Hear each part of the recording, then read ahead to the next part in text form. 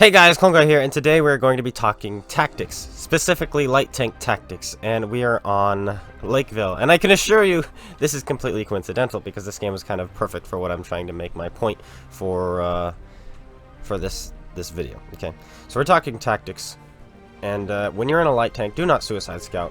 Take a look at who you're going up against, what you're going up against, how many light tanks there are, and then make a decision. We have 3 light tanks on the enemy team, so I decided that going the normal lake road was not going to work, so I've instead decided to roll around the lake on this side and jump in a bush here to get some spots going. That's what I've decided to do, and the point of this video is called Scout, Relocate, Isolate, Kill. The last thing you want to be doing with your light tank is killing tanks, okay? Because if you're shooting tanks, tanks are shooting at you. Play your important roles first. Scout first. Then, if you have to, relocate. And we're going to be doing that this game. We're scouting now, and as you can see, we're really messing up this LTTB's game because he's getting spotted. He doesn't know by what. And it's by me in this bush. Okay, we've decided to go to a not so stereotypical position, and we are top tier, but that's not something you should take lightly in your light tanks. The reason being is because if you're in your light tank, you're top tier, a lot of people are feeling confident. They're like, aha, I'm top tier, I'll go to the normal scout tank position. But you have to realize, in a tier 6 game like this one is, players aren't as smart. They're going to do the stereotypical thing too. And the issue with being in a light tank is you can get killed by tier 6s. So you really have to play extra careful, because the mindset is different when you're top tier. You're a lot more confident when you're top tier, and that will get you killed in your light tanks. So there we go. We got some nice assists there. 1,200 assists at the start of the game. We scouted at the start, and now we're going to relocate, and that's what we're doing now. 1,600 assist damage from the position we were in, and now we've decided to take the lake road because the LTTB has fallen back, and we're going to go straight for these bushes and do a nice little power break, power slide here, and nothing here. Since we can't see anything, now we're going to back up. I would normally go here at the start of a game, but where the LTTB was, he probably would have spotted me. So we decided to do something else, something different, and that's what we've done. And now we have some shots on this guy. He's not going to spot us from this range, most likely, with those trees in the way. And so we're able to put a free shot into him, and we're going to continue to do that. Now we've decided that we are in a position where we can shoot because their light tanks have fallen back. They do not want to get killed. They were getting spotted by me, and they don't feel confident anymore to push up. And so because of that, I've taken this position, and I'm now allowed to use it for free. There we go.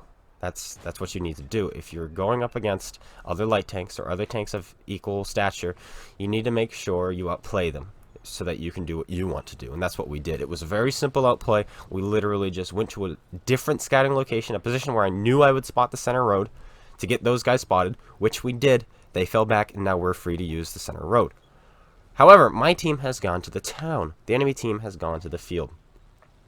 And if you guys have watched my previous videos, you know that this may not be a good thing. Now, as it stands, currently, we are winning this game 4-2.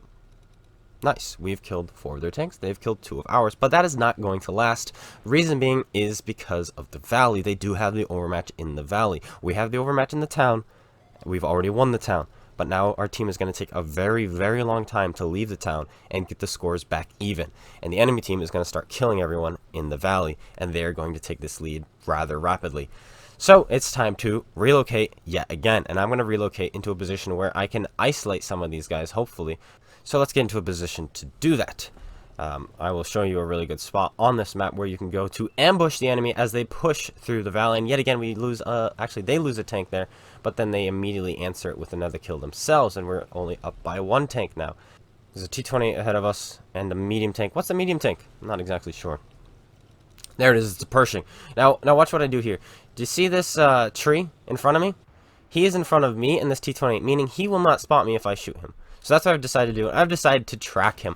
I'm still playing the supporting role, I've decided, in this game. I still don't really want to be the frontline tank. So I'm going to sit here and keep him tracked because we still do have 2 artillery in play, and one of them is in a position to shoot him. So I decided, alright, if I hold him still, he should go down. However, I have a medium tank who is spotting this T-28. Oh. Well, that hurts my plans. My artillery just got killed by the T-28, which was the right play for the T-28. Shoot the the artillery, because he's really the only guy right now who can damage him. And I've decided, yeah, tracking him isn't going to do anything because my guys aren't going to pen him, and I'm not going to pen him. We kind of have to let him push us. I get spotted here. We poked out a little too far, and the Pershing sees us there.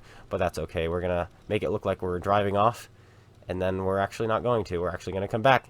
Because I figured if they continue to push, I'm going to have a crossfire with this medium tank on my right. A perfect crossfire, and that's the plan, because right now we are down 2 tanks. Because my team is trying to push into the base from the other side now, and a couple of them have died.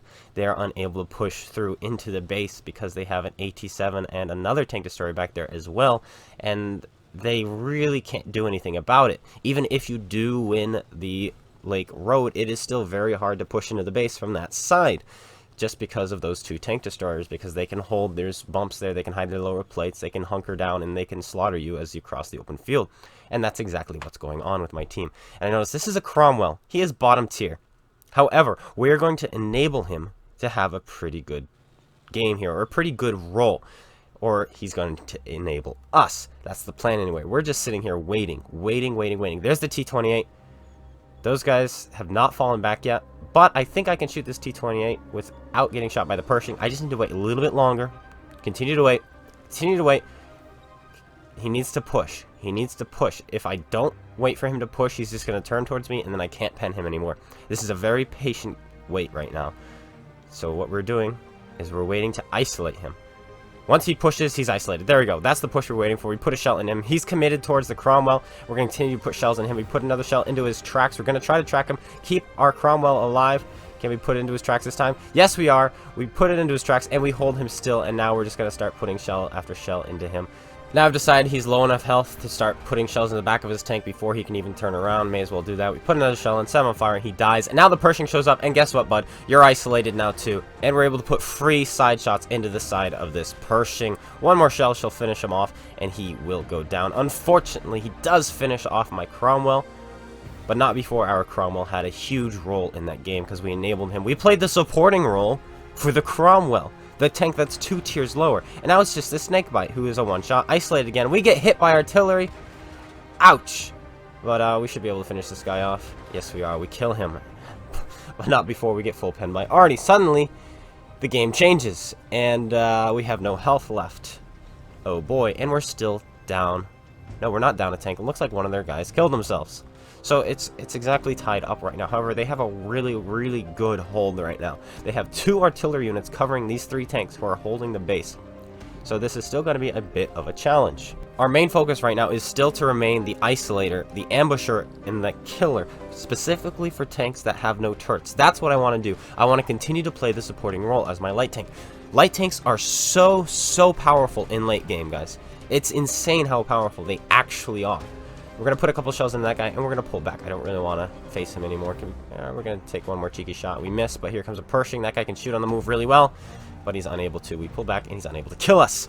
Yeah, another Pershing this game. And we're going to, like I said, remain the supporting role. Why? Because we've just lost another tank. However, our artillery has killed their artillery. They only have one more left. The one that hit me and penned me with his tier 6 artillery unit, putting me down to pretty much a one-shot, crippling my vehicle.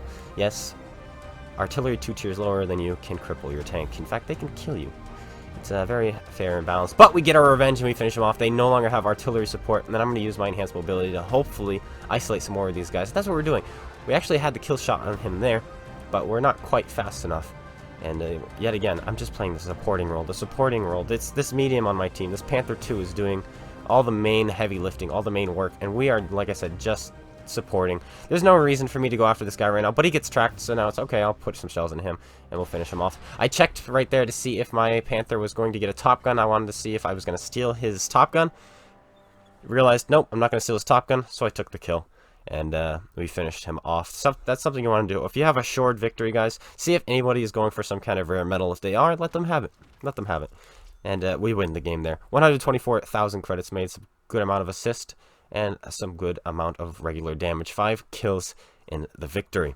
Guys, it's so important to keep your tanks alive, your light tanks specifically alive in this game. At the start of the game, scout safely. That's the biggest thing I can say that will make you very successful in your light tanks, is scout safely. Please, oh please, oh please, and you will have good results. So once again, we'll go through the order of that game. We scouted, then we relocated, then we isolated, and finally we killed. And that's what you want to do in your light tanks, guys. Play carefully, help support, win the game. Thanks guys so much for watching. Hope you all enjoyed. If you did, slap that like button, comment, subscribe. Make sure you go check out Spaceman and GotADingy's YouTube's links in the description below. And I'll be seeing you guys all later. Take care, and peace out.